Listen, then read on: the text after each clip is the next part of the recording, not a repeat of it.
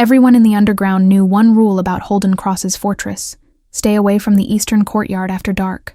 The massive cane corso that prowled those grounds had sent 3 intruders to the hospital and turned 2 experienced dog handlers into quivering wrecks who refused to speak about what they'd witnessed. Phantom wasn't just a guard dog. He was a 130-pound embodiment of controlled violence, black as midnight with amber eyes that tracked movement like a predator calculating kill trajectories. The security team maintaining Cross's 18-acre compound had learned to give the beast a 20-foot radius at all times. Steel chains meant to restrain him lay in twisted fragments across the courtyard stones, snapped like holiday ribbon during one of his territorial displays. Concrete feeding bowls built to withstand industrial abuse had been shattered by jaws that could generate over 700 pounds of pressure per square inch. Even the mansion's most hardened enforcers, men who'd committed acts that haunted lesser souls, crossed themselves when walking past the courtyard's iron gates. Holden Cross had hand-selected Phantom from an Italian breeder specializing in protection animals for high-value clients who operated outside legal boundaries. The dog arrived at 6 months old, already displaying the territorial aggression and unwavering loyalty that made Concorsos legendary. 2 years of intensive training by a former military handler had refined Phantom's instincts into something approaching supernatural awareness. The dog could detect intruders before electronic surveillance picked up their heat signatures, his behavioral responses calibrated to eliminate threats with mechanical efficiency. The crime lord controlled operations spanning 3 states, his influence reaching into city council chambers and federal courtrooms with equal effectiveness. Politicians returned his calls within minutes, and rival organizations had learned through painful experience that crossing Cross meant consequences that extended across generations. Yet for all his power over human affairs, Holden maintained a peculiar respect for Phantom's dominion. The eastern courtyard belonged entirely to the dog, and even its owner approached with careful deliberation and specific commands. On this particular winter evening, temperatures dropped toward freezing, and security protocols ran on heightened alert due to recent territorial disputes with competing organizations. The delivery entrance on the compound's southern perimeter had a gap barely wide enough for a grown man's arm to pass through. A defect scheduled for repair had been deprioritized amid more pressing security concerns. What slipped through that gap at 7:43 p.m. was something far smaller and infinitely more unexpected. Security cameras captured the thermal signature first, a small form moving with purpose rather than the erratic patterns of wildlife. The guard monitoring feeds in the second-floor security hub initially dismissed it as a neighborhood cat, until the figure emerged into floodlight illumination. What appeared on his screens made him reach for the emergency alert button with hands that suddenly wouldn't cooperate properly. A child, no more than 7 years old, walked across the frosted lawn with directional certainty of someone following a map only she could see. Her coat was 3 sizes too large, held closed with duct tape where buttons should have been. Her shoes left mismatched prints suggesting they'd been salvaged from different sources. The guard's spine turned to ice as he registered her trajectory, a straight line toward the eastern courtyard. Phantom's growl resonated through the mansion's stone foundation, a sound that registered below conscious hearing, but triggered primal responses in everyone within range. Guards who'd served in combat zones felt their adrenal systems spike, hands moving toward weapons they knew would be useless. The girl showed no awareness of her danger, no hesitation in her steady approach toward gates that separated manicured lawn from courtyard's deliberately sparse terrain. Holden Cross was reviewing financial reports in his second-floor office when his head of security burst through the door without knocking. The man's face had gone pale beneath his permanent tan, and he was already pulling up security feed on the tablet he thrust toward his employer. Cross took the device, his expression shifting from irritation to sharp focus as he registered what was unfolding in real time on his property. The crime lord moved with controlled speed that belied his tailored suit and polished appearance, taking stairs 2 at a time while maintaining predatory grace. His mind raced through scenarios and countermeasures, calculating responses to threats he couldn't yet define. But when he burst through the mansion's rear entrance into the frigid evening air, all his strategic planning evaporated. Phantom stood in the courtyard's center, every muscle in his powerful frame coiled with aggressive intent, teeth exposed in a display that would have sent wolves retreating.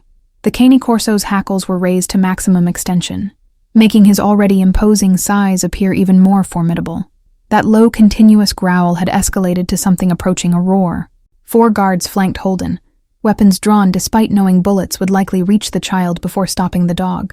The girl had somehow entered the courtyard proper, though the gate remained closed, a mystery for later investigation if anyone survived to conduct it. She stood 15 feet from Phantom, directly in his kill zone, with no barrier between fragile human flesh and unleashed canine aggression. Her small hands hung at her sides, not raised in surrender or defense. Her face held an expression Holden couldn't immediately categorize, something beyond fear or foolishness. For 3 suspended heartbeats, the tableau held, child and beast locked in confrontation, that physics and common sense dictated, could have only one outcome. Guards held their breath, weapons trained but useless, while Holden felt something unfamiliar clawing at his chest. Genuine helplessness. The evening air seemed to press down with physical weight, winter's cold forgotten in the heat of absolute focus on those 15 feet. Then the girl's lips moved, and a single word cut through Phantom's growling with the precision of a surgical blade through tissue. The word was too soft for observers to distinguish, meant only for the dog's ears, but its effect was instantaneous and absolute. Phantom's entire body language transformed as if someone had thrown a switch in his neural wiring. The aggressive stance collapsed, muscles releasing tension. The 130-pound cane Corso dropped to his belly with shocking speed, powerful legs folding beneath him as he crawled forward like a supplicant approaching sacred ground.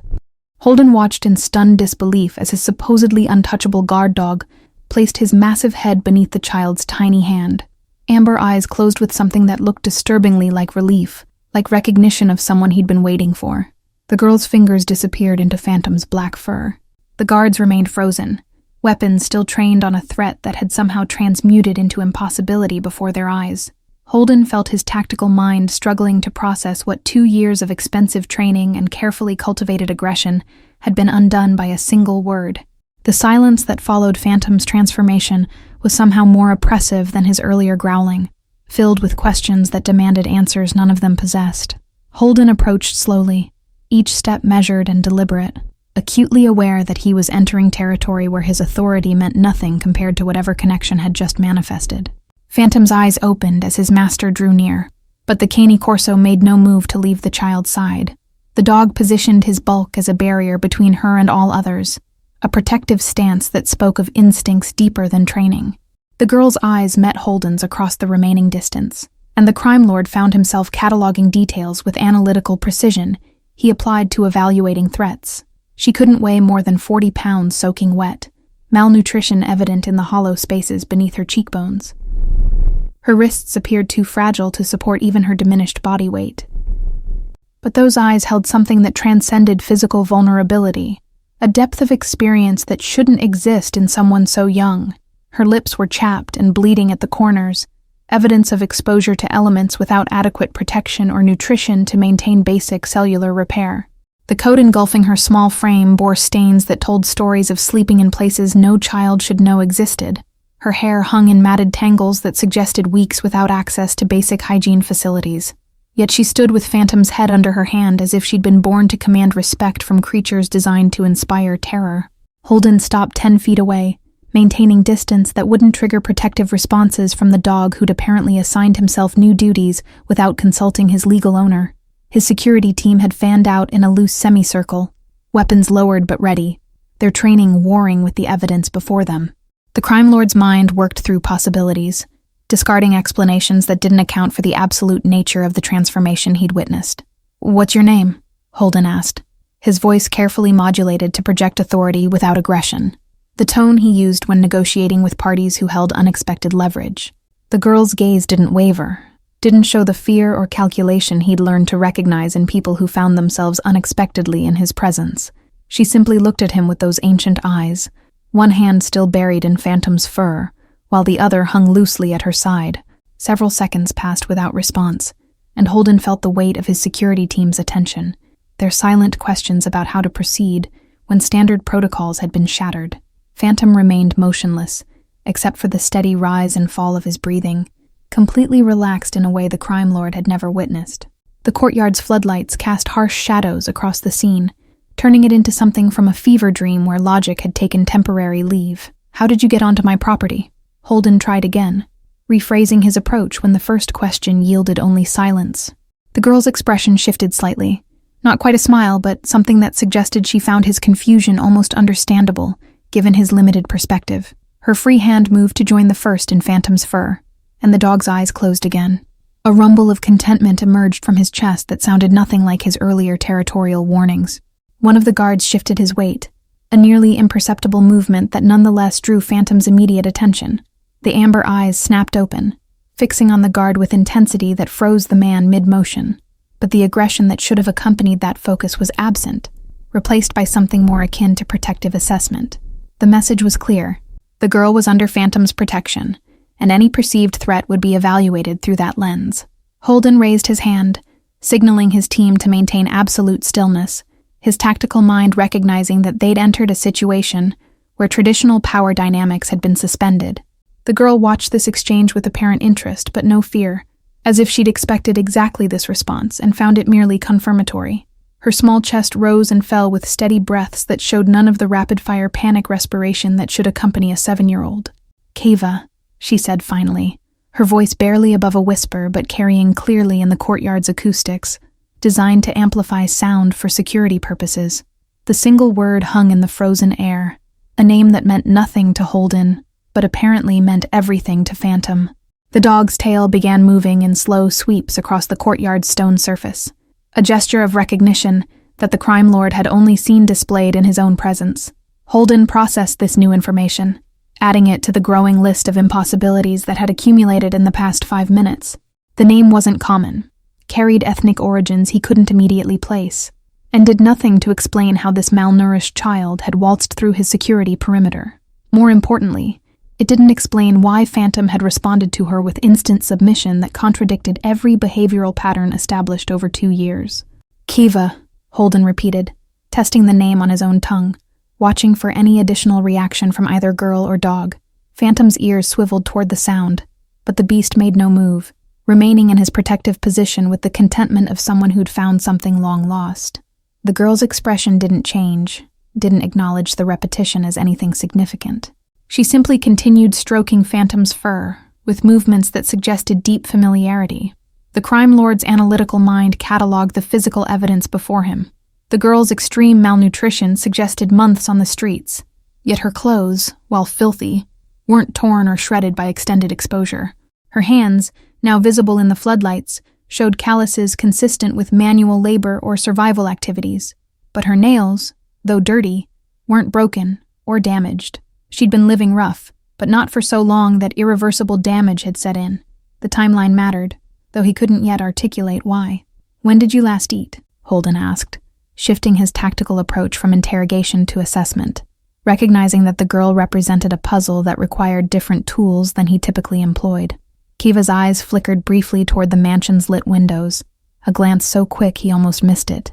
Then her attention returned to Phantom, her small fingers tracing patterns in the dog's fur that seemed to follow some internal logic only she understood.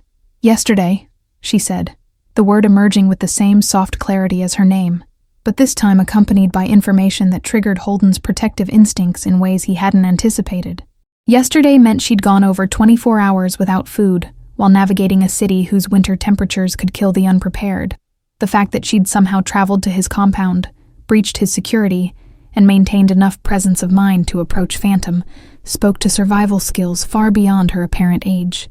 Holden made a decision that surprised him, even as he vocalized it, turning to his head of security with instructions that would have seemed impossible 5 minutes earlier. "Get Dr. DuPont here now. Tell her it's urgent, but not an emergency with Phantom. There's a child who needs medical evaluation."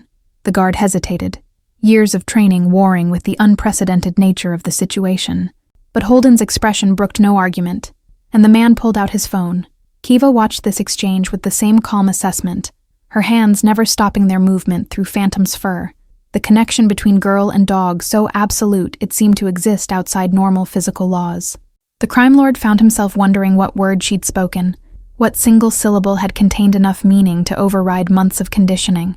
More importantly, he wondered how a 7-year-old homeless child knew it when even he, Phantom's owner, had never discovered such a key. Dr. Celeste Dupont arrived within 20 minutes, her silver Mercedes navigating the compound's security protocols with the ease of someone who'd made this journey dozens of times before. She emerged from the vehicle wearing casual evening clothes that suggested she'd been called away from personal time, her dark hair pulled back in a practical ponytail. The French-Canadian veterinarian had treated Phantom since the dog's arrival from Italy, establishing professional boundaries with Holden that never quite masked her disapproval of his occupation. Celeste's stride across the lawn toward the courtyard carried the confidence of someone who'd faced down aggressive animals in far more precarious circumstances than manicured criminal estates. But her steps faltered when she registered the scene before her, Phantom lying in complete submission beneath a child's hand, Holden and his armed guards maintaining cautious distance. Her professional mask slipped momentarily, revealing genuine shock before training reasserted itself, and she moved forward with renewed purpose. "Mr.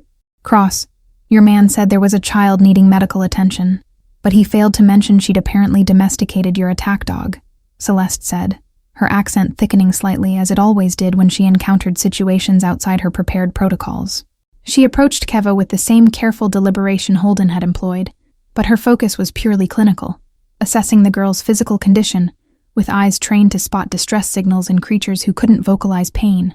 Keva looked up at Celeste's approach, and something shifted in her expression that Holden couldn't quite interpret. Not fear, but perhaps wariness mixed with hope. The look of someone who'd learned that adults rarely meant safety, but occasionally represented resources. Phantom's eyes tracked the veterinarian's movement, but the dog remained relaxed, apparently having decided that anyone approaching slowly and without aggression posed no threat. Celeste knelt 6 feet from girl and beast, maintaining professional distance while her trained gaze catalogued damage. "My name is Dr. Dupont, but you can call me Celeste if that's easier," the veterinarian said, her voice dropping to the gentle register she used with frightened animals, apparently deciding that the same approach might work with traumatized children. "I'm a doctor for animals, which means I'm very good at noticing when someone isn't feeling well. Would you mind if I came a bit closer to make sure you're okay?" Keva's response was to look down at Phantom, as if consulting with the dog about whether this new arrival could be trusted, a gesture so natural it suggested deep familiarity with using animal instincts as guidance systems. The cane corso's tail swept once across the stone, apparently communicating approval, and Keva's small head nodded. Celeste moved forward those final feet, her movements smooth and non-threatening, until she was close enough to begin proper assessment without touch.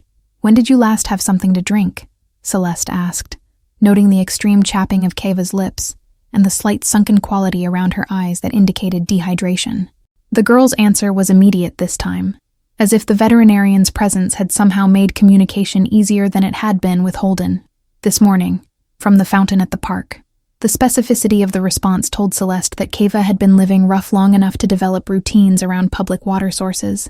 The veterinarian's hand moved slowly toward Keva's wrist, telegraphing her intention to check pulse and temperature through touch, giving the girl time to refuse if needed. Keva didn't pull away, but Phantom's eyes opened to track the contact with protective vigilance that suggested his submission extended only to Keva herself. Celeste's fingers found the pulse point, counting beats that came too fast, feeling skin that burned with the dry heat of fever from prolonged exposure and insufficient nutrition. "She's running a temperature and showing signs of advanced malnutrition," Celeste said, directing her words toward Holden while keeping her attention on Keva, her clinical assessment overriding whatever personal feelings she held about the crime lord. "She needs immediate medical attention, proper hospital care, not field treatment. I can call an ambulance, but given your situation, I'm assuming you'd prefer private arrangements."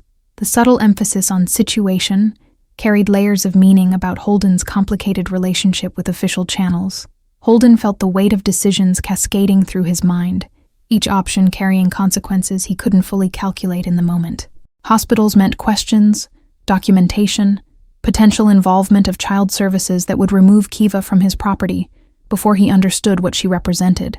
But private medical care meant bringing more people into his compound, expanding the circle of knowledge about tonight's impossible events. Phantom solved the dilemma by raising his massive head and looking directly at his owner with what could only be described as expectation. "Bring her inside," Holden heard himself say. The words emerging before his tactical mind had finished weighing options, driven by some instinct he didn't fully trust but couldn't ignore. "Set up the guest suite on the second floor as a medical room. Contact Dr. Morrison. Tell him I need a house call and I'm paying double his usual rate for discretion. His security team moved immediately to implement these orders, years of training allowing them to accept unprecedented commands without visible hesitation. Celeste's expression shifted from professional assessment to something more complex, surprise mixed with what might have been approval, though she covered it quickly with renewed focus on Kiva. "Can you walk, sweetheart? Or would you like Mr. Cross's men to help you inside where it's warm?" she asked, giving the girl agency even in her diminished state. Kiva's answer was to look at Phantom again, that same consulting gesture, and the dog rose to his feet with fluid grace. The cane Corso positioned himself against Kiva's side, offering his bulk as support, and the girl's small hand gripped his collar as she stood on legs that trembled with effort. Phantom moved forward at a pace that accommodated her weakness, becoming a living crutch that bore most of her weight without complaint. Holden watched this coordination between girl and beast, seeing patterns of prior familiarity that couldn't be explained by their brief courtyard encounter. The procession toward the mansion's entrance took on surreal quality. The homeless child supported by a dog trained to kill, followed by a disapproving veterinarian and a crime lord whose carefully constructed world had been upended by a single whispered word. Guards parted to create a clear path, their weapons holstered now, faces reflecting the same confusion and wonder that Holden felt churning in his chest. The eastern courtyard, designed as a killing ground, had somehow transformed into the birthplace of something he couldn't yet name. As they crossed the threshold into the mansion's warmth, Kiva stumbled slightly, her legs finally surrendering to exhaustion and fever. Holden moved without thinking, catching her before Phantom could react, lifting the girl with shocking gentleness for someone whose hands had orchestrated violence across 3 states. She weighed almost nothing, her small body burning with fever against his chest. Kiva's eyes met his for a long moment, and Holden saw something there that made his breath catch. Recognition, but not of him. Recognition of something he represented, some role he was being called to fill without having auditioned for the part. Dr. Morrison arrived 40 minutes later, his silver hair and expensive briefcase marking him as the kind of physician who catered to clients requiring absolute discretion. He'd treated various members of Holden's organization over the years, asking no questions about knife wounds or bullet grazes that never appeared in official records. But his expression upon entering the guest suite showed genuine concern rather than his usual professional detachment at the sight of Kiva lying on imported sheets that cost more than most families spent on rent. Celeste had already begun preliminary treatment, establishing an IV line with practiced efficiency, despite working outside her veterinary specialty. She'd stripped away Kiva's filthy clothes, replacing them with an oversized t-shirt from the mansion's supply, revealing the full extent of the girl's malnutrition. Her ribs stood out in sharp relief, and bruises in various stages of healing decorated her arms and legs, not abuse marks but the accumulated damage of survival on streets that showed no mercy to the vulnerable. Dr. Morrison's examination was thorough and gentle, his hands moving with the careful precision of someone who understood that touch could either heal or traumatize. He checked reflexes, listened to heart and lungs, examined the condition of her teeth and gums for signs of scurvy or other deficiency diseases. Kiva endured this with stoic silence, her eyes tracking Phantom, who'd positioned himself in the room's corner, refusing to be separated from her despite Holden's initial attempts at removal. Severe malnutrition, dehydration, exposure-related fever, and what I suspect is pneumonia developing in her left lung, Dr. Morrison announced, his clinical assessment delivered in tones that carried no judgment about how a child had reached this condition. She needs IV antibiotics, proper nutrition reintroduced gradually to avoid refeeding syndrome, and constant monitoring for the next 72 hours minimum. Ideally, she'd be hospitalized, but I understand that's not an option you're considering. Holden stood near the door, arms crossed, watching the medical procedures with the same intense focus he applied to business negotiations where millions hung in the balance. But this felt different. The stakes were somehow both smaller and infinitely larger than money or territory. Celeste glanced at him periodically, her expression unreadable, but her actions speaking clearly about her commitment to Kiva's welfare regardless of her opinions about the mansion's owner. "I can set up everything needed here," Dr. Morrison continued, pulling out his phone to arrange for medical supplies and equipment. "But she'll require round-the-clock care from someone with medical training. I can arrange for a private nurse, though that adds another person into your situation." The delicate pause before situation acknowledged the criminal context without explicitly naming it, a linguistic dance both men had perfected over years of irregular consultations. Celeste's voice cut through before Holden could respond, her French-Canadian accent sharpening with decision. "I'll stay. I have medical training beyond veterinary work, pre-med before I specialized, and she seems to trust me, which matters more than credentials right now." She directed this statement at Dr. Morrison rather than Holden, claiming authority over the patient's emotional needs that superseded the crime lord's property rights. Holden found himself nodding agreement before analyzing the implications of having Celeste essentially move into his compound for an indefinite period. The veterinarian had always maintained careful professional distance, arriving for Phantom's care and departing with minimal social interaction. Now she was volunteering to embed herself in his household, motivated by concern for a child whose connection to his dog remained unexplained. The situation was spiraling beyond his control in ways that should have triggered defensive responses, but instead felt almost inevitable. Kiva's eyes had closed during the examination, fever and exhaustion finally overwhelming whatever reserves had kept her functioning through her approach to the mansion. But her hand remained extended toward Phantom's corner, fingers making small grasping motions as if seeking reassurance that the dog was still present. Phantom responded by moving closer, stretching his massive body alongside the bed within reach of her searching fingers, his presence apparently more effective than any medication at providing comfort. "What's the dog's connection to her?" Dr. Morrison asked, his clinical curiosity overriding professional boundaries, as he observed the interaction between child and beast. "I've never seen a cane corso display this kind of protective behavior toward anyone except their primary handler, and even then, it's usually more possessive than nurturing." His eyes moved from Phantom to Holden, seeking explanation for the behavioral anomaly that even medical training couldn't rationalize. Holden exchanged glances with Celeste, recognizing that they shared ignorance about the fundamental mystery driving everything that had happened tonight. "That's what we're trying to understand," he said, the admission of not knowing costing him more than he'd anticipated. Men in his position didn't acknowledge gaps in information, didn't reveal uncertainty that could be exploited as weakness. Yet here he stood, confessing confusion to his private physician about a homeless child and a dog who'd apparently rewritten their own relationship rules. Dr. Morrison packed his examination equipment with methodical precision, leaving behind supplies and detailed instructions for Kiva's care over the coming days. "I'll return tomorrow morning to reassess her condition. Call me immediately if her fever spikes above 103 or if she shows any respiratory distress. The pneumonia is early stage, but it can progress rapidly in someone this compromised." He paused at the door, adding with unusual directness, "She's lucky you brought her inside. Another night on the streets in her condition would likely have been fatal." The word lucky hung in the air after Dr. Morrison's departure, its implications reverberating through Holden's consciousness. Luck implied chance, random occurrence, but nothing about Kiva's arrival felt random. She'd navigated directly to his compound, bypassed security protocols that had repelled professional infiltrators, and spoken a word that rewrote Phantom's behavioral programming. Whatever had brought her here operated according to logic he didn't yet understand, but couldn't dismiss as mere fortune. Celeste began organizing the medical supplies Dr. Morrison had left, transforming the guest suite into a functional hospital room with the efficiency of someone comfortable in crisis situations. She set up monitoring equipment, prepared medication schedules, arranged the IV bags on their stand with practiced precision. Holden watched her work, noting how she moved around Phantom without fear, accepting the dog's presence as non-negotiable rather than attempting to assert human authority over the space.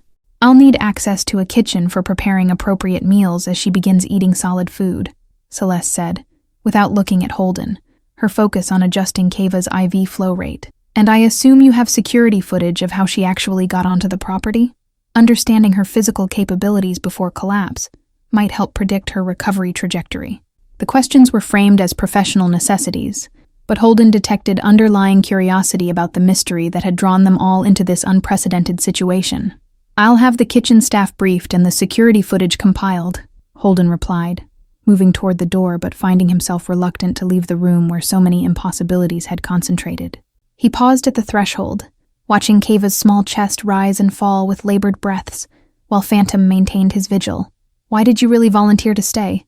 You've made your disapproval of my business clear enough over the years. This goes beyond professional obligation." Celeste's hands stilled on the medical equipment, and for a long moment, she didn't respond, her back still turned to him. When she finally spoke, Her voice carried layers of meaning that went beyond the simple words. Because that child trusted an animal that was trained to kill, and the animal remembered something worth protecting. That kind of connection doesn't happen by accident. Whatever brought her here, whatever she represents, it matters, and someone needs to make sure she survives long enough to explain it. Holden descended to his office, where his head of security had compiled footage from 16 different cameras, tracking Kiva's approach to the compound. The timeline began at 6:47 p.m. when thermal sensors first detected her presence 3 blocks away, moving with purposeful direction rather than the wandering patterns of typical homeless individuals. She'd walked past 2 other wealthy estates without pause, her trajectory locked on Holden's property with navigational certainty that suggested prior knowledge of the address. The footage showed her studying the delivery entrance for nearly 4 minutes before finding the gap in the gate, her small hands testing the metal with systematic thoroughness that spoke to problem-solving skills beyond her years. She'd slipped through the opening with the fluid efficiency of someone who'd learned to make herself small, to fit into spaces others overlooked. No hesitation, no fear visible in her body language, even as she entered territory that should have terrified any rational person. What struck Holden most forcefully was the moment captured when Kiva first saw the mansion. She'd stopped, stared at the building's eastern wing, and nodded to herself as if confirming something she'd already known. Then her path had shifted slightly, abandoning the most direct route to the main entrance in favor of the trajectory that led specifically to the eastern courtyard. She'd known where Phantom would be, had deliberately sought out the most dangerous location on the property.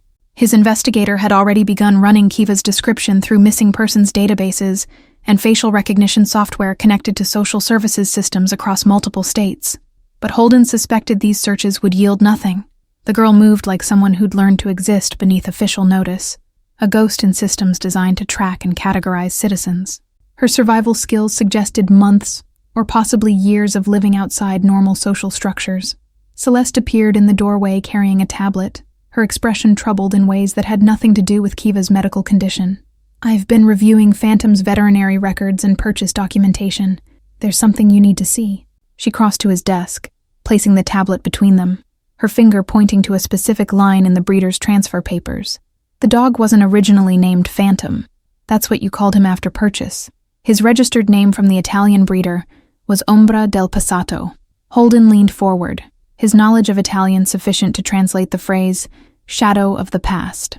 The breeder's paperwork says he was part of a specialized training program for protection animals, but before that placement, there's a 3-month gap in his documentation. He was in some kind of rehabilitation facility. Celeste pulled up another document, this one showing a transfer agreement between the Italian breeder and an American animal sanctuary that had since closed. The sanctuary operated illegally out of a converted warehouse in the industrial district, Celeste continued, her research having obviously progressed rapidly during the hour she'd spent with Kiva upstairs. It was run by a couple who specialized in rehabilitating traumatized animals, abuse cases, fighting ring survivors, creatures that other facilities had given up on. They were shut down by the city after a fire 6 months ago. Both owners died in the blaze. The implications crashed through Holden's consciousness like physical impact, pieces of the impossible puzzle suddenly arranging themselves into patterns that made terrible sense. Phantom was at that sanctuary, and if the couple had a child, he didn't need to finish the sentence. Celeste's expression confirmed she'd already followed the same logical thread to its devastating conclusion. "I called a contact at the fire marshal's office," Celeste said, her voice dropping to the subdued tones reserved for discussing tragedy. The couple who died were named David and Sarah Okonkwo. They had a 7-year-old daughter who was listed as deceased in the fire. Her body was never recovered, but the assumption was that she'd been consumed by the flames. Her name was Kiva. Holden stared at the security footage frozen on his screen, the image of a small figure approaching his gates with such determined purpose. Not a random homeless child seeking shelter, but a girl who'd spent 6 months searching for one specific thing that had survived the fire that took her parents, a dog who remembered her. She called him by his original name. That's what she whispered in the courtyard. Not Phantom, but whatever nickname they used at the sanctuary. "Umbra," Celeste confirmed, pulling up yet another document. This one a photograph from the sanctuary's archived social media presence before the fire. The image showed a younger, thinner Phantom being held by a small girl with gap-toothed smile and bright eyes that held none of the haunted depth Holden had seen tonight. The caption read, "Kiva and Umbra making progress." This sweet boy is finally learning to trust again. The date stamp placed the photos 7 months prior. The transformation in Phantom suddenly made complete sense. The dog hadn't been reacting to a stranger, but recognizing someone he'd believed dead, someone whose loss had likely contributed to the aggressive behavior that made him such an effective guard animal. His training hadn't been overridden by a magic word, but by memory stronger than conditioning, by loyalty that transcended the months of separation and violence he'd experienced since leaving the sanctuary. Holden felt something unfamiliar stirring in his chest as he absorbed this information, not the strategic calculation he applied to most situations, but something rawer and more human.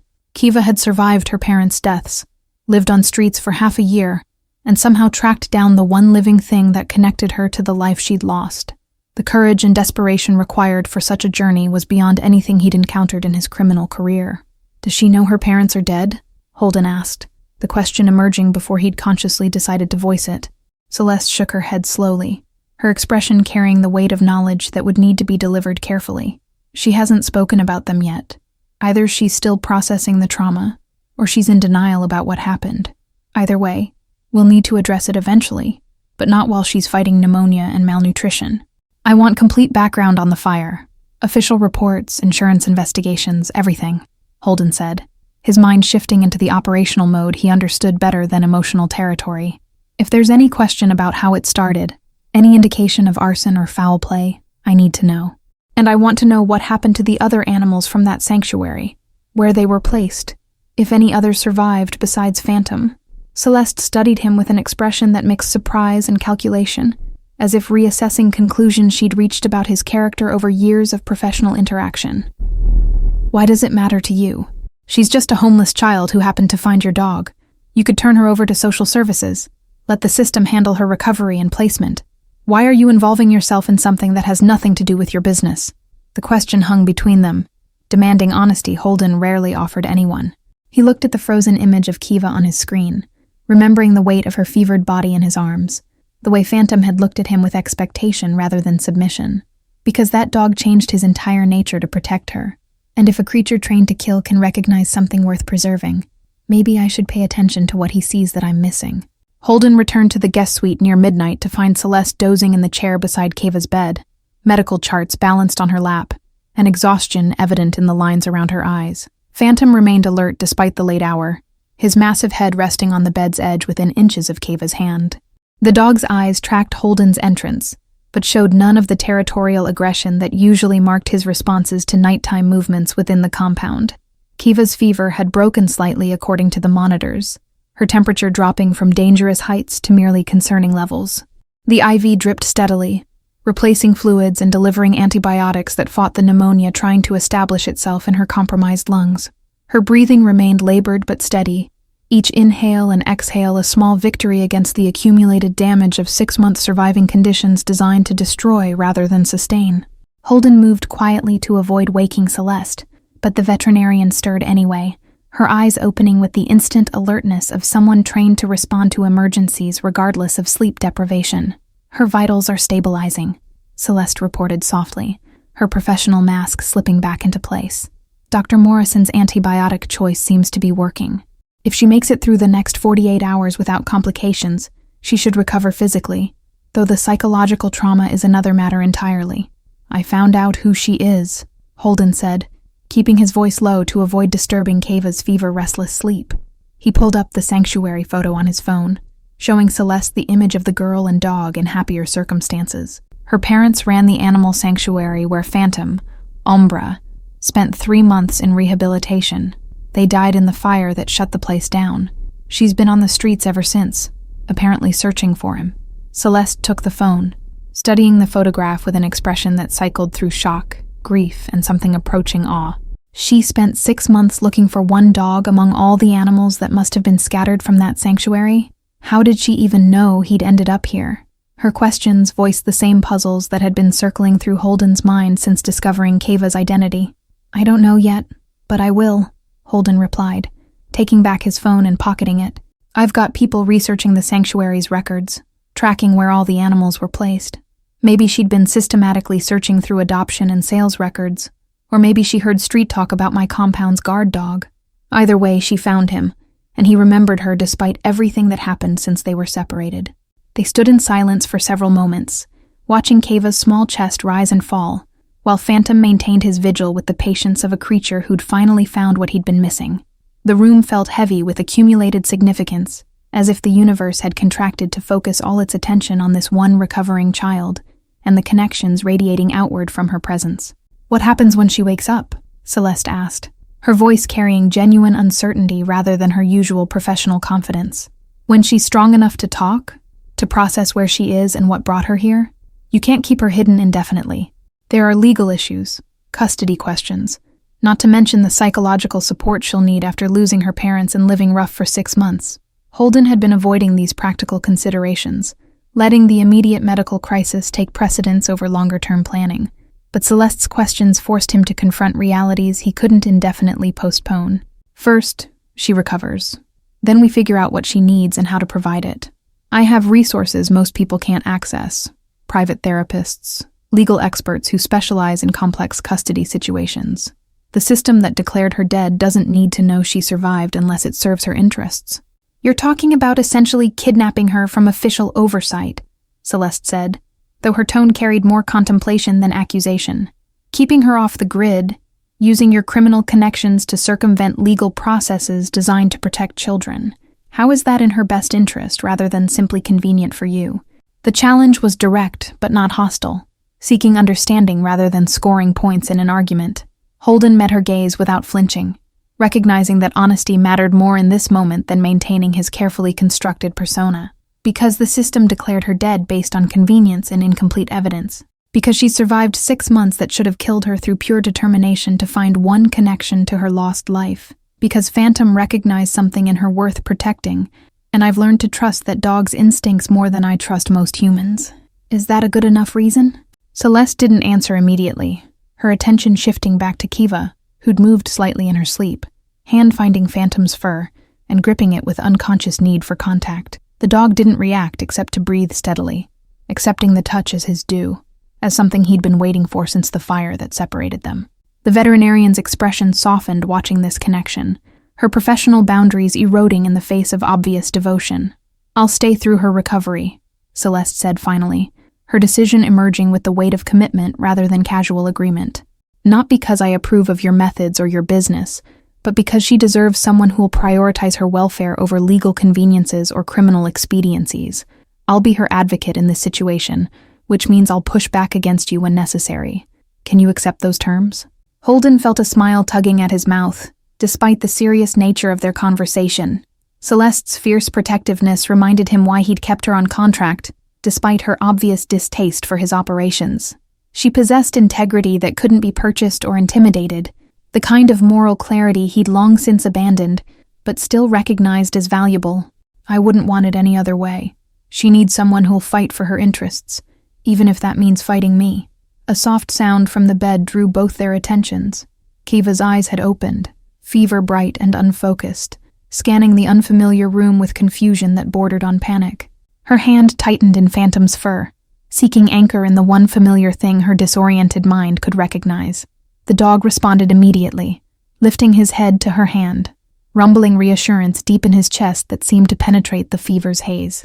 "Ombra," Kiva whispered, the name emerging rough and broken from her damaged throat. Then her eyes found Holden and Celeste standing beside the bed, and wariness replaced confusion in her expression. "Where?" she began, the question trailing off as speaking triggered coughing that racked her small frame. Celeste moved immediately, adjusting pillows and offering water through a straw, her hands gentle but competent. "You're safe," Celeste said, once the coughing subsided, her accented voice carrying warmth designed to penetrate fear. "You got very sick, so we brought you inside to make you better. My name is Celeste. I'm a doctor, and this is Mr. Cross. Do you remember coming here? Do you remember finding Ombra in the courtyard?" Her questions were carefully calibrated to assess both Kiva's cognitive function and her memory of recent events. Kiva's eyes moved from Celeste to Holden, then to Phantom, who had risen to his feet, positioning himself where she could see his face without strain. Recognition flickered through her fever-dulled gaze, and with it came something that might have been relief, or might have been resignation. "I found him," she said, her voice barely above a whisper but carrying absolute certainty. I promised Mama I'd find him before she... The sentence broke on a sob that transformed into more coughing. Holden felt his chest constrict, watching this small display of grief and determination, colliding in one exhausted child. She'd kept a promise to her dying mother, had survived impossible circumstances to fulfill that final obligation. The courage required for such devotion was staggering, the kind of loyalty he'd spent his career trying to purchase and command, but rarely witnessed in its pure form. Phantom pressed closer to the bed, offering his bulk as comfort, while Kiva's thin fingers dug into his fur like lifeline. Over the next 3 days, Kiva's physical condition improved with the steady progression that medical intervention and proper nutrition made possible. Her fever broke completely on the second morning, and the pneumonia began responding to antibiotics with encouraging speed. Celeste maintained constant vigilance, adjusting treatment protocols and coaxing small amounts of easily digestible food into a stomach that had forgotten what regular meals felt like. Phantom never left the room except for brief bathroom breaks in the courtyard, always returning with urgent speed as if fearing Kiva might disappear during his absence. Holden found himself making excuses to check on her progress throughout each day, his usual business operations taking secondary priority to updates on a 7-year-old's vital signs. His organization ran smoothly without constant oversight, the machine he'd built requiring only occasional guidance to maintain momentum. Something about Kiva's recovery demanded his attention in ways that had nothing to do with strategic value or operational necessity. He began recognizing this pull as the same instinct that had made Phantom abandon his training, recognition of something worth protecting that transcended rational calculation. Celeste noticed these frequent visits, but made no comment beyond raised eyebrows that suggested she was cataloging data for future analysis. She'd moved into the guest suite adjacent to Kiva's room, transforming it into combination living quarters and medical station. Her veterinary practice had been put on hold through carefully worded messages to clients about family emergency, a lie that served truth in ways she hadn't anticipated.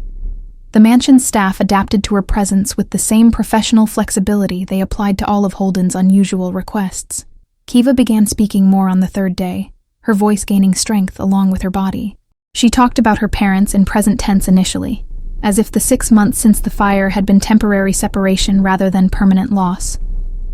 Celeste gently corrected these references, helping her process grief that had been frozen by survival necessity. The conversations were painful to witness, a child's understanding colliding with adult reality, hope crumbling beneath weight of truth she'd been avoiding through sheer willpower. Mama told me to find Ombra if anything happened, Kiva said during one of these talks, her small hand stroking Phantom's head with movements that had become constant comfort ritual. She said he'd remember me. The dogs don't forget people they love. Her eyes had filled with tears that finally spilled over. 6 months of suppressed grief finding release now that she'd accomplished the mission that had kept her functioning. Celeste held her while she cried, offering the kind of maternal comfort that couldn't be replaced by medical competence alone. Phantom pressed against the bed, whining softly in distress at sounds that clearly troubled him, despite his inability to comprehend their source. Holden stood in the doorway during this breakdown, witnessing vulnerability that made his chest ache with unfamiliar emotions. He'd built an empire on exploiting weakness, on identifying leverage points in people's defenses, and applying pressure until they broke according to his design. But watching Kiva's grief felt different, not opportunity to exploit, but something demanding protection from a world that had already taken too much from someone too young to have developed adequate defenses. Later that evening, after Kiva had cried herself into exhausted sleep, and Celeste had stepped out for coffee, Holden found himself alone in the room with the girl and dog.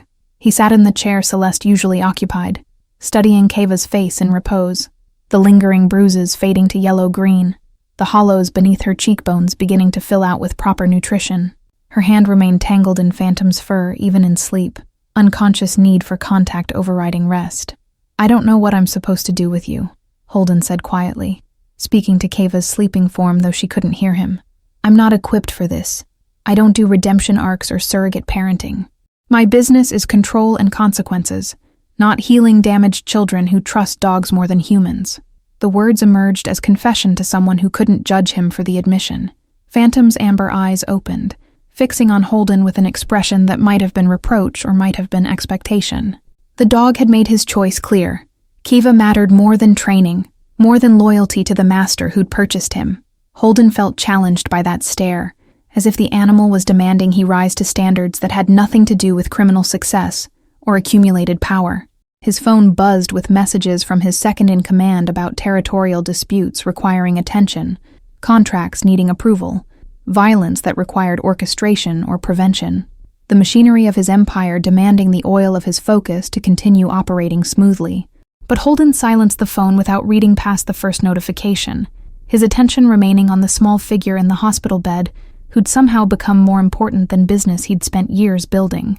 Celeste returned carrying 2 coffee cups, passing one to Holden without comment about finding him in her usual chair.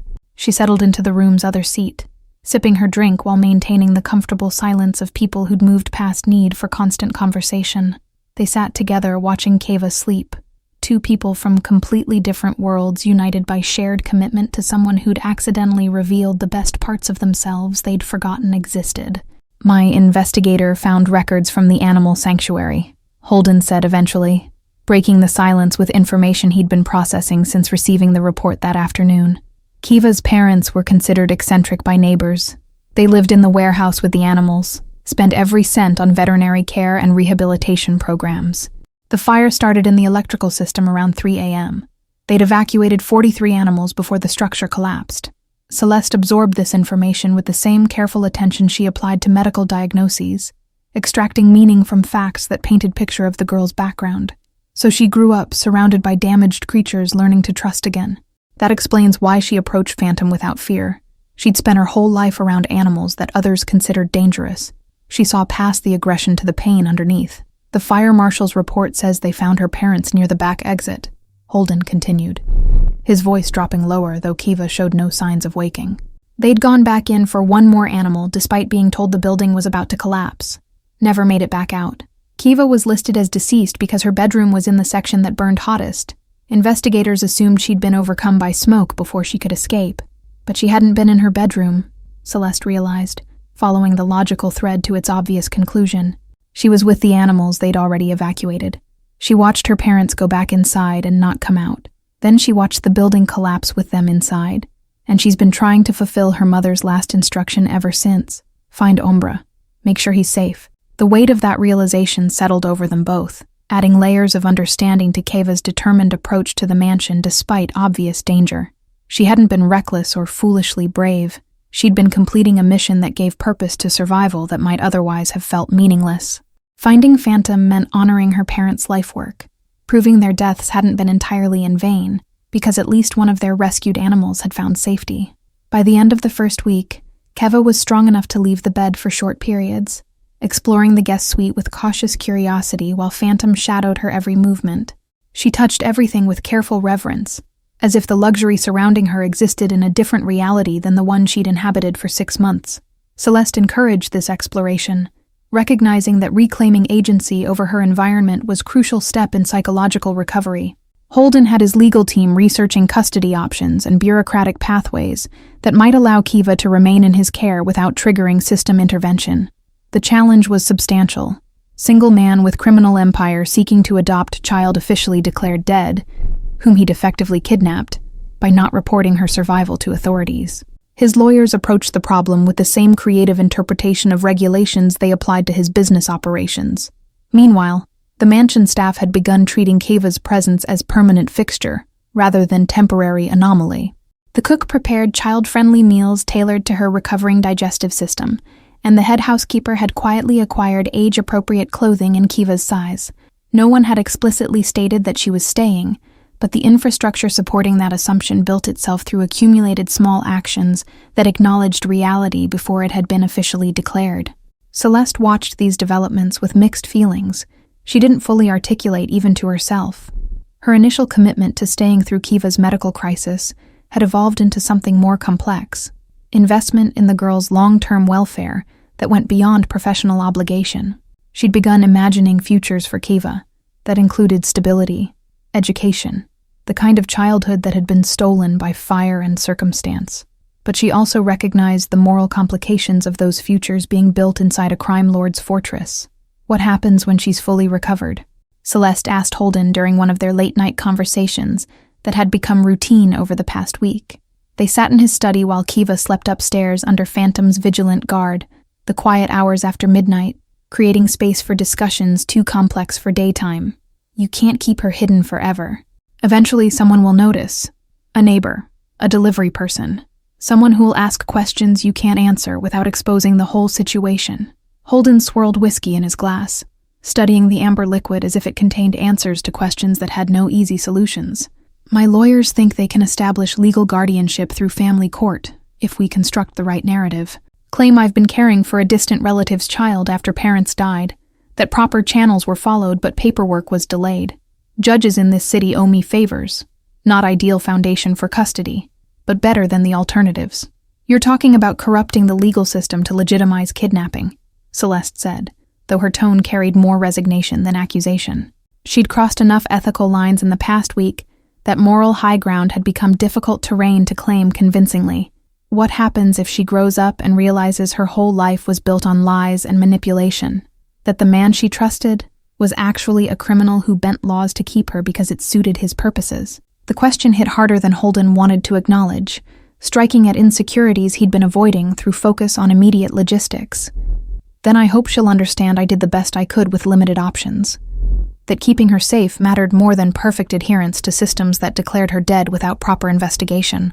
Is that good enough? Probably not, but it's what I have to offer. Celeste set down her coffee cup, her expression shifting to something more vulnerable than her usual professional competence. Why does this matter so much to you? I've watched you operate with calculated detachment for years. Everything is strategy and leverage, costs and benefits. But with Kiva, you're making decisions that don't serve your interests. You're risking exposure, legal complications, all for a child you met a week ago. What changed? Holden didn't answer immediately. Recognizing that honesty required excavating motivations he'd been avoiding examining too closely. I've spent 15 years building an empire on fear and control. I'm very good at making people do what I want through careful application of pressure and consequence. But Phantom chose Kiva over 2 years of training and conditioning without hesitation. That kind of loyalty can't be purchased or intimidated. It has to be earned through being worth protecting. And you want to be worth protecting, Celeste said softly, completing the thought he'd been circling around without directly stating. You want to believe you're more than the sum of your criminal operations, that you're capable of being someone a damaged child and devoted dog can trust. This isn't about saving Kiva. It's about proving to yourself that you're still savable. The accuracy of her assessment was uncomfortable in ways that made Holden want to retreat behind defensive walls he'd constructed over years of operating in spaces where vulnerability meant death. But something about Celeste's steady gaze and the late hour and the accumulated weight of the week stripped away usual protections. Maybe, he admitted. Or maybe I just recognize that she's already lost everything once. Letting the system take her means she loses everything again. I have resources to prevent that. Using them seems like minimum requirement for being even marginally decent. A soft sound from the doorway made them both turn. Kiva stood in the entrance wearing oversized pajamas that belonged to one of the mansion staff. Phantom pressed against her side in protective formation. Her eyes were red-rimmed from recent tears, and her expression carried the fragility of someone who'd woken from nightmares that memory wouldn't release. I had a bad dream, she said, voice small and uncertain, in ways that daytime bravery usually disguised. Celeste rose immediately, moving toward Kiva with arms extended in invitation rather than demand. Come here, sweetheart. Let's get you back to bed. But Kiva's eyes had fixed on Holden, studying him with intensity that felt like judgment, or assessment, or perhaps simple curiosity about the man whose house she'd invaded and whose life she'd disrupted through the simple act of survival. Are you going to make me leave? Kiva asked, the question emerging with directness that bypassed social niceties children usually learn to employ. When I'm better, are you sending me away to people who don't know Ombre? To places where he can't come? Her hand tightened in Phantom's fur, the gesture revealing what mattered most. Not her own comfort or safety, but maintaining connection to the dog who represented her last link to parents and home. Holden felt the weight of that question pressing down with physical force, aware that his answer would establish foundation for whatever relationship developed between them. Lies or reassurances that might prove false later would poison any trust she was considering extending. I'm trying to figure out how to keep you both safe and together, he said, choosing honesty over comfort. It's complicated because I'm not exactly model guardian material, but I promise I won't separate you from Phantom. Whatever happens, wherever you end up, he goes with you. Kiva processed this response with the same careful consideration she'd applied to approaching Phantom in the courtyard, weighing risks against potential rewards, calculating whether trust was gamble worth taking. Mama said good people keep their promises even when it's hard. Are you a good person? The question was delivered without judgment. Simple request for information that would help her navigate uncertain territory. The question hung in the air, while Holden struggled with answers that couldn't be reduced to simple affirmation or denial. I'm trying to be better than I have been, he said finally, offering truth that was more complex but perhaps more honest than she'd expected. I've done things I'm not proud of, hurt people who probably didn't deserve it, but I keep my promises, and I'm promising you now that Phantom stays with you no matter what. Kiva studied him for several more seconds, then nodded as if reaching conclusion that satisfied whatever criteria she'd been applying. Okay, I believe you. The simple declaration carried weight beyond its brevity. Trust extended with the same courage she'd shown approaching a supposedly vicious dog. She allowed Celeste to guide her back toward the stairs, Phantom falling into step beside her, leaving Holden standing in his study with the uncomfortable awareness that he'd just committed himself to being someone he wasn't sure he knew how to become. Celeste paused at the doorway, looking back at Holden with expression that mixed approval with lingering concern. Children are remarkably perceptive about authenticity. She knows you're struggling with this, but she also knows you're being honest about that struggle. Don't make me regret believing you'll follow through. The warning was delivered gently, but contained steel that reminded him why he'd valued her integrity, even when it complicated his operations. After they'd gone upstairs, Holden remained in his study, staring at his reflection in the window that overlooked the eastern courtyard where everything had begun. 7 days ago, his biggest concern had been maintaining territorial control and managing rival operations. Now he was researching family court procedures and making promises to a traumatized 7-year-old about providing the stability her ruined life desperately needed. The transformation felt both absurd and somehow inevitable, as if Kiva's arrival had been designed to demolish carefully constructed walls between the man he'd become and whoever he might have been under different circumstances. His phone buzzed again with business requiring attention, violence needing orchestration, the machinery of his empire grinding forward with or without his constant supervision. But Holden found himself thinking about Kiva's question, "Are you a good person?" and recognizing that whatever answer he wanted to give, it would be determined by actions rather than intentions. Being good wasn't about avoiding criminal operations he'd already committed to, but about how he chose to exercise power in circumstances where someone vulnerable depended on him to be better than convenient. 2 weeks after Kiva's arrival, she was strong enough to venture outside with Phantom, the two of them exploring the mansion's grounds with the joy of prisoners granted unexpected freedom. Holden watched from his office window as girl and dog raced across the lawn, her laughter carrying through glass barriers that had never seemed quite so isolating before. Celeste supervised from nearby, her presence ensuring safety while allowing Kiva the independence she needed to reclaim agency over her own existence. The investigation into the sanctuary fire had yielded disturbing information that Holden's team presented during a private meeting. The electrical failure that started the blaze showed signs of deliberate tampering, though the original investigation had been cursory enough to miss evidence that more thorough examination revealed. The sanctuary had been operating illegally, but not harmfully, saving animals that shelters and rescue organizations had deemed beyond saving. Someone had wanted them shut down permanently, the kind of thorough elimination that suggested professional work rather than random tragedy. Holden's investigator had traced financial records showing that the warehouse property had been purchased immediately after the fire by a development company connected to one of his rival organizations. The sanctuary had been occupying valuable real estate in an area being gentrified, and its eccentric operators had refused multiple buyout offers. The fire had solved a problem that legal channels hadn't resolved quickly enough, though proving this connection would require resources and time he wasn't sure he wanted to invest. But the information changed context around Kiva's survival and her parents' deaths, transforming random tragedy into calculated murder that had almost succeeded in eliminating the entire family. Telling Kiva that her parents hadn't just died but had been killed required consultation with Celeste about psychological impact versus right to truth. They agreed to wait until she was stronger, until the foundation of her recovery was solid enough to withstand additional trauma without collapsing back into survival mode that had nearly killed her. Meanwhile, Holden's legal team had constructed guardianship framework that would withstand scrutiny assuming cooperative judges and minimal investigation. The narrative positioned him as distant family friend, who'd been contacted by neighbors after the fire, who'd been searching for Kiva through private channels, while official investigation had declared her dead. Documentation had been carefully backdated and filed through channels that established paper trails supporting this fiction. It wasn't bulletproof, but it was sufficient for systems that preferred convenient explanations over complicated truth. Celeste had her own decisions to make about how long she'd remain embedded in Holden's compound as Kiva's primary caregiver. Her veterinary practice couldn't be indefinitely postponed, and the professional life she'd built existed separately from the one developing in the mansion's guest wing. But she found herself reluctant to leave, invested in Kiva's welfare in ways that went beyond temporary crisis response. The girl needed stability and consistency, things that required commitment rather than passing involvement.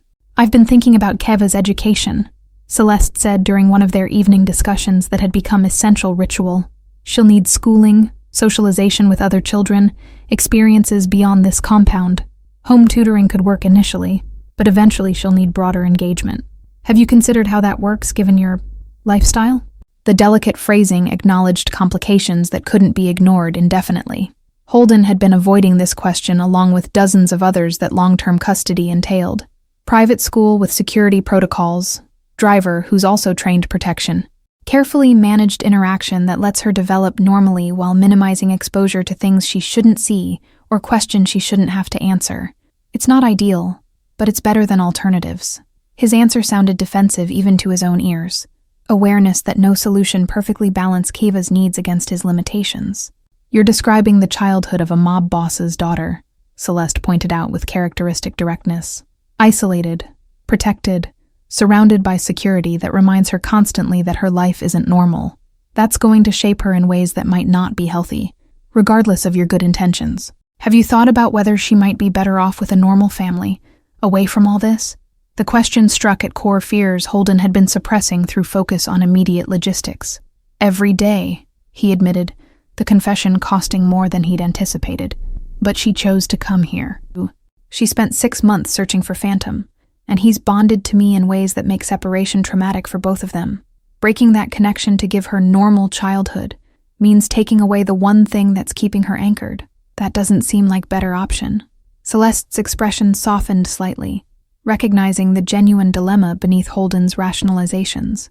"Then we need to make sure this environment doesn't damage her further. That means boundaries between your business and her life, therapy to process trauma she survived, and people around her who'll prioritize her welfare over your convenience. I'll stay as long as she needs me, but you need to understand I'm here for her, not for you. If I think this situation is harming her, I'll intervene regardless of your wishes." "I wouldn't expect anything less," Holden said, meaning it more than she probably believed. "You're right to be protective. She needs someone who'll push back against me when necessary.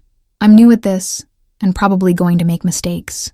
Having you here means those mistakes might get caught before they cause permanent damage." The admission of inadequacy was uncomfortable but necessary, establishing foundation for collaboration rather than conflict. They sat in comfortable silence for several minutes, watching security monitors showing Kiva and Phantom exploring the grounds under floodlights that turned evening into artificial day. The girl was teaching the dog tricks he'd never learned during combat training, and Phantom was performing them with enthusiasm that erased his previous reputation as untouchable predator. The transformation in both of them was remarkable. Girl learning to trust again, dog remembering gentleness that training had suppressed but not eliminated. "She's going to ask about the fire eventually," Celeste said quietly, "about what really happened and why. The truth about it being arson, about someone deliberately killing her parents. That's going to require answers you may not want to give, because those answers lead to questions about what you do and how you operate. Are you prepared for her to know who you really are?" Holden had been avoiding this inevitability, along with all the others that long-term custody entailed. "No, but I don't think being prepared is possible. She'll find out eventually, regardless of what I tell her or hide from her. Kids aren't stupid, and she's sharper than most. Best I can do is try to be honest when she asks, and hope that honesty counts for something when she's old enough to understand the full implications." A notification on his phone interrupted their conversation. The guardianship hearing had been scheduled for the following week, expedited through judicial connections that turned months-long processes into days. The message included briefing documents about what to expect, how to present the situation, which questions would likely arise, and how to answer them in ways that satisfied legal requirements without exposing uncomfortable truths. It was theater, carefully choreographed performance where everyone knew their roles and outcomes had been predetermined through channels that existed outside official procedures. Celeste read his expression correctly, understanding without explanation that bureaucratic machinery had been set in motion. So it's happening. She'll officially become your ward, your responsibility in eyes of legal system. After that, there's no easy way to undo this. If you change your mind, or decide it's too complicated, you'll be committed to seeing this through until she's an adult, or circumstances change dramatically. Last chance to reconsider before this becomes permanent. I'm not reconsidering, Holden said, the decision feeling more certain than most he'd made in years of criminal operations. She deserves better than what I can offer, but she's not getting better options. The system declared her dead and moved on. The family that might have taken her doesn't exist or doesn't know she survived. What's left is me, and this compound, and Phantom. It's not what anyone would choose as ideal, but it's what we have. I'm going to make it work. Celeste studied him with expression that mixed assessment, and something that might have been respect, though she'd never explicitly acknowledged such feelings toward someone whose business she deplored. Then I'm staying too. Not in guest suite indefinitely, but nearby enough to be present in her daily life. She needs female influence in someone who isn't part of your world. I'll maintain my practice, but I'll be here for her. We'll figure out the logistics, but she needs consistency. That's non-negotiable. The pronouncement carried weight beyond its practical implications, establishing that Celeste was choosing to embed herself in his household not through obligation, but through genuine commitment to Keva's welfare. The veterinarian was voluntarily entering criminal territory she'd previously maintained careful distance from, crossing boundaries she'd established over years of professional interaction. The significance of that decision wasn't lost on either of them, though neither fully articulated what it meant for their relationship or their respective futures. 3 days later, Keva asked the question they'd been anticipating since she'd arrived. They were in the garden, Celeste reading while Keva played with Phantom in the afternoon sunshine that had replaced winter's biting cold with spring's gentle warmth. "How did my parents die?" she asked suddenly, the question emerging without preamble or warning, as if she'd been gathering courage to voice it, and couldn't wait for perfect moment that might never arrive. Celeste looked at Holden, who'd been working on his laptop nearby, silently asking how much truth was appropriate for 7-year-old ears. He set aside the computer and moved closer, recognizing that this conversation required his participation, rather than delegating difficult truths to Celeste. "There was a fire at the sanctuary," he began, choosing words carefully. "The building had electrical problems that caused the fire to spread very fast. Your parents got many animals out safely, but they went back inside for more animals even when it wasn't safe. The building collapsed before they could get back out." Keva absorbed this information with the same careful consideration she applied to all serious topics, her small face reflecting internal processing that suggested she was weighing what she'd been told against whatever memories and assumptions she'd carried. "They died saving animals," she said finally, voice steady despite the tears beginning to form. "That's what they would have wanted. They always said animals deserve protection same as people. They kept their promise even when it was hard." The echo of her earlier question to Holden, "Are you a good person?" resonated through her statement about her parents' final actions. They'd been good people who'd kept promises even when it cost everything, and now she was evaluating everyone against that standard. Holden felt the weight of that measurement, aware that his ability to honor commitments made to her would determine whether he deserved the trust she was extending. "They loved you very much," Celeste added gently, moving closer to provide physical comfort while maintaining space for Keva to process independently. "And they would be so proud of how brave you've been, how you survived and found Umbra just like your mama told you to. You kept your promise to her, and that matters more than you probably understand." The affirmation seemed to break something loose in Keva, and she cried with the abandon of someone finally safe enough to release emotions that survival had required her to suppress. Phantom pressed against her, offering his bulk as anchor, while she grieved with the intensity that 6 months of delayed mourning required. Holden watched this display feeling helpless in face of pain he couldn't fix through application of resources or tactical planning. But Celeste's hand found his, squeezing briefly in gesture that acknowledged his presence mattered even when he couldn't actively solve the problem. They stood together while Keva cried, providing the stable foundation she needed to fall apart safely, knowing someone would be there when she was ready to rebuild. That evening, after Keva had exhausted herself and fallen asleep with Phantom curled on the bed beside her, Holden and Celeste sat in his study discussing the guardianship hearing scheduled for the following week. The paperwork was complete, the narrative established, and the judge had been carefully selected for his willingness to accept convenient explanations over thorough investigation. It should be a straightforward process, but both of them felt anxiety about outcomes that couldn't be completely controlled. "She trusts you," Celeste observed, her tone carrying weight that transformed simple statement into something more significant. "Despite everything she's been through, despite the strangeness of this situation, she's decided you're worth trusting. That's a gift, and it's also a responsibility that goes beyond legal guardianship. You'll be the primary male figure in her life, the one she'll measure all other men against. The example you set now determines who she becomes. That's terrifying power to hold over someone's development." Holden understood the magnitude of what Celeste was articulating, having spent weeks grappling with implications that extended far beyond immediate crisis response. "I know, and I'm going to fail her sometimes because I don't know what I'm doing, and because my instincts are all wrong for this role. But I'm going to try, and I'm going to keep trying even when it's hard. That's all I can promise, that I'll show up and do my best, even when my best isn't good enough. That's actually more than most parents promise," Celeste said with a slight smile that softened her usual professional demeanor. "Most people have children assuming they'll figure it out as they go, that love will be sufficient guide through impossible decisions. At least you're going in with realistic assessment of your limitations. That self-awareness might be more valuable than natural parenting instincts." Her hand found his again, the touch lingering longer than brief reassurance, suggesting feelings she hadn't explicitly acknowledged but couldn't entirely hide. The guardianship hearing proceeded exactly as Holden's legal team had orchestrated. The judge accepted documentation without question, asked perfunctory questions that had been anticipated and rehearsed, and issued orders granting temporary custody with permanent placement to be reviewed in 6 months. It was anticlimactic in its efficiency, bureaucratic machinery processing life-altering decisions with the same casual precision applied to traffic violations. But the result was what mattered. Kiva was legally his responsibility, and Phantom came with her as part of package deal that couldn't be separated. They celebrated that evening with quiet dinner in the mansion's private dining room. Just Holden, Celeste, and Kiva with Phantom lying beneath the table accepting treats Kiva snuck to him when she thought the adults weren't watching. It felt like family in ways that made Holden uncomfortable and hopeful simultaneously. Domestic tableau that had no place in his criminal empire but existed anyway, through accumulated choices that had brought them to this improbable moment. "Thank you for keeping your promise," Kiva said, as Celeste was tucking her into bed later that night. The statement directed at Holden, who'd come upstairs to say goodnight.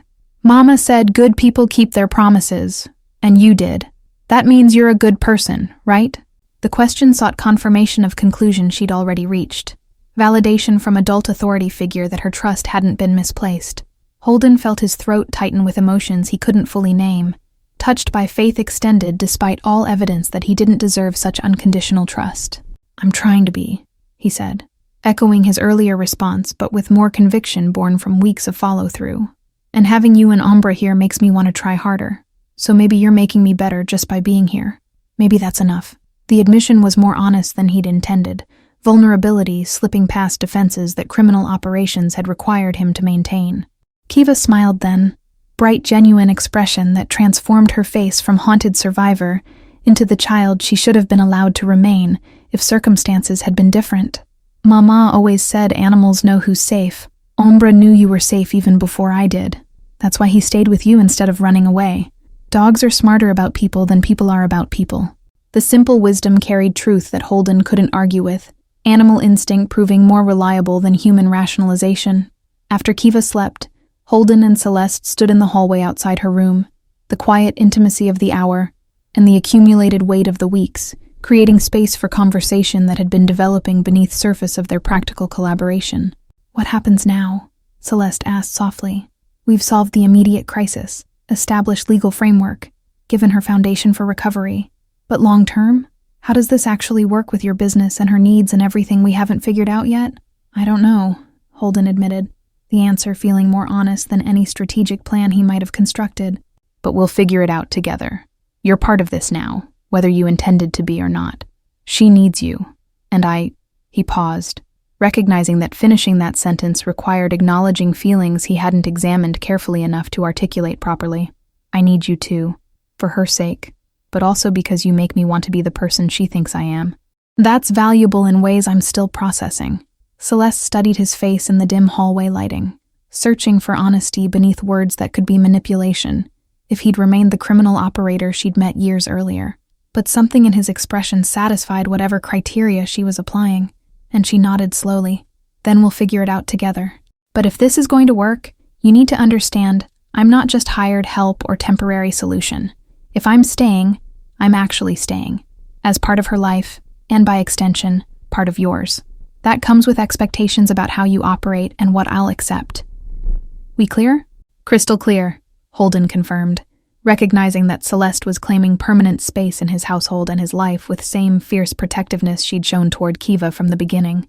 The veterinarian was establishing boundaries and expectations that went beyond professional relationship, suggesting future he hadn't anticipated, but found himself hoping for despite all the complications it entailed. I can work with those terms. Actually, I think I prefer them to the alternative of you leaving once Kiva's recovered. She needs you. We both do. 6 months after that night in the hallway, the mansion had transformed from fortress into something resembling home. Kiva thrived under combined care of Holden and Celeste, attending private school where she excelled academically, while maintaining healthy suspicion of easy friendships that trauma had taught her to question. Phantom remained her constant companion, the dog's presence reassuring both her and Holden that the connection that had brought them together remained strong, despite normalized routines that replaced initial crisis. Holden's business continued with same efficiency it always had, but his priorities had shifted in ways that his organization adapted to rather than resisted. Violence became last resort rather than preferred tool. Negotiations replaced confrontations where possible, and he'd begun systematically withdrawing from operations that posed greatest legal risk. The transformation wasn't sudden or complete, but the direction was clear. He was building toward legitimacy not because he feared consequences, but because Kiva deserved guardian who could attend school functions without risking arrest. Celeste had moved permanently into the mansion's west wing, maintaining her veterinary practice from newly constructed facility on the grounds while serving as Kiva's primary caregiver when Holden's business required his attention. Their relationship had evolved beyond professional collaboration into partnership that neither had explicitly defined, but both understood extended beyond Kiva's needs. They moved around each other with comfortable familiarity of people building shared life from accumulated daily choices that created foundations stronger than dramatic declarations. One evening, Holden found Kiva in the eastern courtyard where everything had begun, sitting with Phantom and talking to him in the quiet voice she used for conversations she thought were private. He approached silently, not wanting to interrupt, but curious about what she was saying to the dog who'd been her salvation, and her connection to parents she'd lost. "I told Mama I'd find you," Kiva was whispering, her small hand stroking Phantom's head with the gentle rhythm that had become ritual. "I kept my promise, and now we have a family again, even if it's different. I think she'd be okay with that. I think she'd like Holden and Celeste. They keep their promises too." Holden felt tears threatening for the first time in years, moved by casual acceptance of the family they'd built from impossible circumstances and accumulated choices that had led them all here. He'd entered this situation through accident and obligation, maintaining distance while managing crisis that fell into his lap without invitation. But somewhere along the way, distance had collapsed into genuine connection that transcended strategic benefit or calculated advantage. He'd become the person Kiva needed him to be, because she'd believed he could, before he'd believed it himself. Thank you all for following this story. If you enjoyed it, please write in the comments where you're watching from. And don't forget to like, subscribe, and share this video. Your support matters and helps me continue bringing you stories like this one. Let me know what you thought about Holden, Kiva, Celeste, and Phantom's journey. I read every comment, and your engagement inspires me to keep creating content that hopefully moves you the way this story moved me while writing it.